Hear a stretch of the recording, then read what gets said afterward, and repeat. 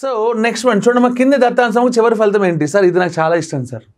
చివరి ఫలితం అంటే రీఅరేంజ్మెంట్లో డైరెక్ట్గా చేసేస్తాను. ఎవరు తక్కువ లెటర్స్తో ఉన్నాడు? ఏ గాడు అంటే ఫస్ట్ ఏ వస్తాడు. ఏ అబాచి అన్నీ ఆడే వచ్చాడు సార్.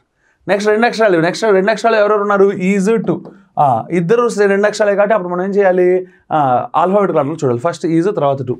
ఏ ఈజ్ టు, వీడు వెళ్ళిపోయాడు సార్. బిల్లు గడు వచ్చాడు కదా సడన్గా. ఓకే, నెక్స్ట్ మూడు అక్షరాలు ఏమున్నాయమ్మా? అవర్. ఇంకెవరు లేరు అంటే రెండు చోట్ల అవర్, మూడు చోట్ల అవరే ఉంది. చిచ్చి. నెక్స్ట్ 4 అక్షరాలు ఎవరు లేరు. 5 అక్షరాలు బిల్డ్ ఒక్కడే ఉన్నాడు. బిల్డ్ ఏం బిల్డప్ ఏం లేదు. నెక్స్ట్ 4 అక్షరాలు 5 అక్షరాలు అయిపోయింది అంటే 6 అక్షరాలు. 6 అక్షరాలు అంటే ఎవరున్నారు? ఎవరు లేరు. 7 అక్షరాలు అంటే ఎవరున్నారు అమ్మా? ఇందులో ఎవరు అక్షరాలు చూద్దామా? 3, 3, 6, 3, 9 అమ్మా ఇవి. ఓకేనా? 3, 3, 6, 3, 9 ఒకటి 10 అమ్మా ఇది. వామ్మో 3, 3, 6, 2, 8 అమ్మా. ఓకే అమ్మా, వీడు 3, 2, 2, 5, 1. అవునా?